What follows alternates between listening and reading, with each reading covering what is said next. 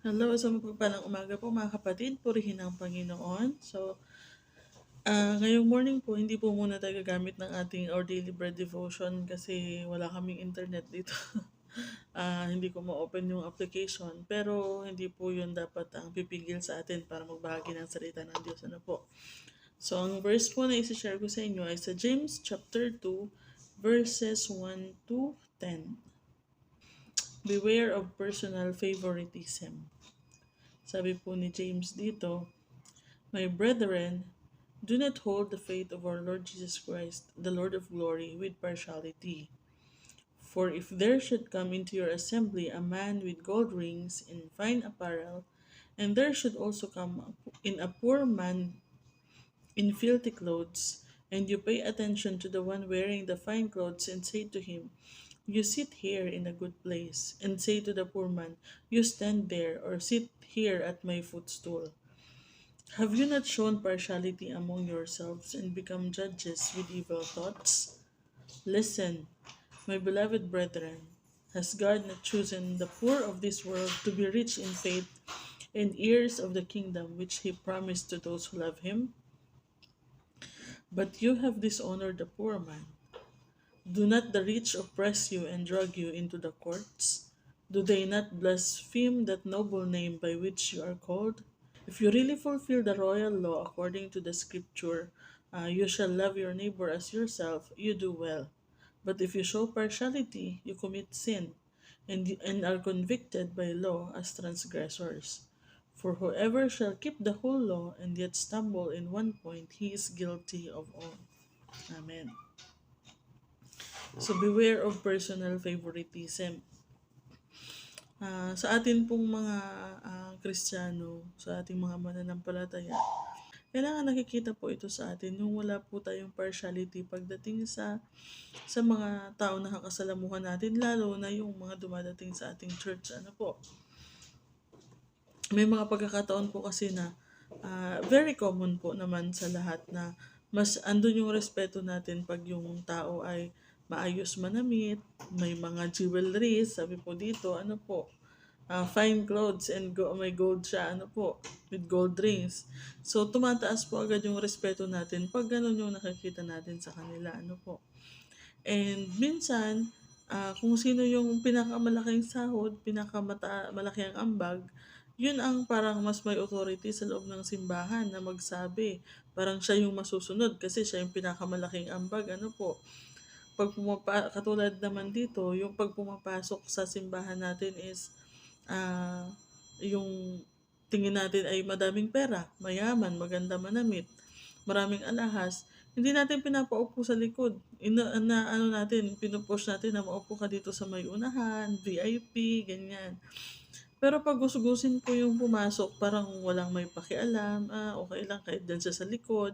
Lalo pa kung kung new attendee, po, hindi natin kakilala, parang, sige, hayaan lang natin siya dyan, okay lang yan siya dyan sa likod. Parang hindi natin binibigyan ng special place sa harap, ano po. Pero sabi po dito ni James, pag gano'n daw po yung ginagawa natin, have you not shown partiality among yourselves and become judges with evil thoughts? So, nanghuhusga po pala tayo. Ano po, kumbaga hinuhusgahan po natin sila. Depende dun sa kanilang pananamit, depende dun sa kanilang yung sa pagdadala nila sa kanilang sarili, ano po, or depende sa kanilang salary, depende sa kanilang trabaho. Ah, ano po yun po yung sad reality talaga kahit sa mga simbahan, ano po, yung mga kilalang mga politician or businessmen, mga gano'n. Talagang inaano natin na andun sila sa VIP table, andun sila sa unahan. Pero pag yung mga hindi kilala ng mga common workers lang, parang hindi na sila napapansin lalo sa malalaking simbahan, ano po. Wala man lang mag-assist sa kanila pero pagka VIP yung dumating, talagang ina-assist ng usheret, i-guide pa sa magandang lugar, ano po. So, dapat na hindi po yun makita, lalong-lalo po sa atin ng mga Kristiyano. Ano po, wala pong itinuro sa atin ang Panginoong Hesus na dapat tayong mamili. Depende po sa, dapat tayong mamili ng imi-minister natin or ng aasikasuhin natin. Depende sa kanilang sahod or depende sa kanilang pananamit. Ano po, sabi po, love your neighbor as yourself. So yung mahirap po, neighbor mo din yun. Yung mayaman, neighbor mo din yun. So kung VIP ang trato mo dun sa mayaman, dapat VIP din ang trato natin dun sa mahirap. Ano po, do not show partiality. Sabi nga po dito, sa verse 5, has God not chosen the poor of this world to be rich in faith and heirs to the kingdom which he has promised to those who love him? Do not the rich oppress you and drag you into the courts? Do they not blaspheme that noble name by which you are called? Kaya nga sinabi ng Panginoong Jesus, mas madali pang makapasok sa butas ng karayom ang kamelyo kaysa sa makapasok ang mayaman sa kaharian ng Diyos. So, ibig sabihin po, hindi po nakabase sa ang tawag dyan, sa kayamanan, yung standing ng isang tao sa langit, lalong-lalo na po, hindi po nakabase din sa kayamanan or sa pananamit ang standing ng isang tao sa iglesia. Ano po. So, kailangan, lahat papakinggan natin, 1.5 man ang sahod niya or 10,000, may mga gold man siya or wala, naka Giordano at Levi's man siya o naka-ukay-ukay na damit. Hindi po dapat yun ang ating basihan. Kailangan lahat po sila aasikasuhin natin ng maayos. Lahat po sila ay pakikinggan natin kung let's say may mga meetings, kung sila ay new attendees, parehas po dapat natin na i-entertain in the same level ang pag-entertain po natin, at kung sila man ay matagal nang uma-attend, kailangan wala nang VIP treatment, wala na, dapat hindi nawawala na po yan dapat sa simbahan, wala nang VIP treatment doon sa mga kilala natin na madadaming pera or mga yung mga magaganda ang trabaho, malalaki ang sahod, And sa mga Kristiyano din naman na yung pinagpapala sila ng Panginoon financially, dapat hindi po tayo nag-expect din at hindi tayo nagdi-demand ng VIP treatment. The opposite nga po, pag tayo ay tinataas ng Panginoon, di ba dapat lalo tayo nagpapakababa. So kung pinagpapala tayo ng Panginoon in financially, dapat lalo tayo maging mapagpakumbaba, at ituring lagi natin na mas higit ang iba kaysa sa atin, kahit pa alam mong yung sahod niya ay 1/5 or 1/8 lang ng sahod mo, ituring mo pa rin yung kapatid na mas higit sa iyo. So yun po yung itinuturo sa atin ng Panginoon, Ang sabi po dito sa verse 10, for whoever shall keep the whole law and yet stumble in one point, he is guilty of all. So kahit po pala sundin natin yung 10 commandments, pero ito ay hindi natin nagagawa, isa lang po tayo sumablay, nagkasala na po tayo, na-violate na natin yung lahat ng commandments, kung hindi natin mahal ang ating kapwa ng tulad ng pagmamahal natin sa ating sarili. Alam ko na siya, parang trend na siya sa mundo at it's a norm. Kumbaga normal na sa lahat na ganun ang maging treatment. Nagdedepende tayo sa financial and social standing ng isang tao, doon natin binabase yung ating respeto, pero bilang mga Kristiyano, dapat po ito ay maalis na po sa atin. Kung ang mga may mga hindi nga mananampalataya na ganyan ang tingin nila sa mundo, na dapat pantay-pantay lahat, mayaman man o mahirap, kailangan pantay-pantay ang plano. Mas dapat tayong mga mananampalataya, mas dapat na makita sa atin yung ganong pagtrato, So sa susunod po na meron po tayong makitang mga kapatid or meron tayong mga makasalamuha na mahirap man or mayaman, treat them the same, Hindi ibig sabihin na dahil hindi po yung baliktad, dahil hindi mo nirerespeto yung mga mahihirap, hindi mo na rin nirerespetuhin yung mayayaman. So naging napasama tuloy. baliktad po, ano po, dapat kung ano yung respeto na ibinibigay natin sa mayayaman, the same respect ang ibibigay natin sa mahihirap, ano po.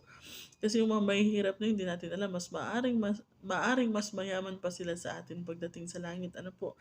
Mas marami silang crown, mas marami silang naipon na riches in heaven kumpara sa atin, ano po. Rich in faith sila, baka mas rich in faith pa sila kumpara sa atin or dun sa mayaman na ah, pinapakitaan natin ng favoritism. Ano po. So, beware of personal favoritism at nawa ay hindi po yan makita sa mga iglesyang Kristiyano, ano po. At hindi po yan makita sa mga mananampalatayang Kristiyano. Alam ko na dahil yan ang normal sa mundo, mahirap ma-overcome. Personally, ganun din ako. Kumbaga, masyado tayong relax pag feeling, masyado akong relax pag feeling ko ka-level ko lang. Pero pag alam ko na parang may kaya or yung nai-intimidate ka, tapos talagang asikasong-asikaso mo, parang takot kang may masabi sila. So, ganun din po ako. At nawa ay baguhin ito ng Panginoon, ano po, isuko natin sa Panginoon. So, kung asikasong-asikaso natin yung mga tingin natin ay nakakaangat sa buhay, asikasuhin natin on the same level yung mga less fortunate din, ano po. So, amen po. Tayo po ay manalangin. Hallelujah. Salamat, Panginoon, for your words. Salamat po sa paalala sa amin, Panginoon, na bilang mga anak ninyo, Panginoon, we should never show partiality, Panginoon. Lalo na po kung depende, Panginoon, sa social standing or financial standing ng isang tao.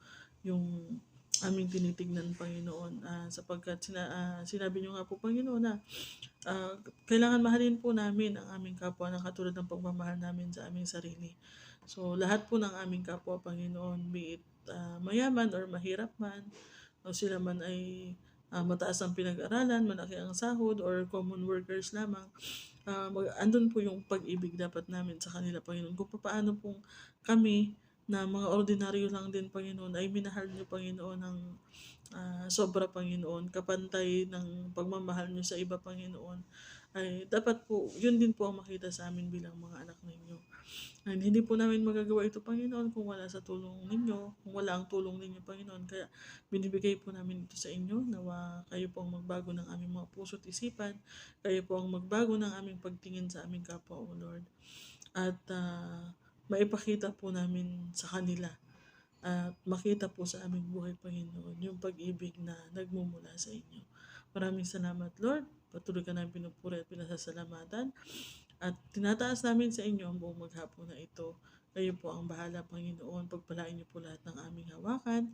Pagpalain niyo po lahat ng aming makakasalamuha. At gawin niyo po nawang smooth at maganda, Panginoon, ang buong maghapon na ito hanggang sa matapos. Purihin kang muli, O Lord. We pray all of this in Jesus' name. Amen.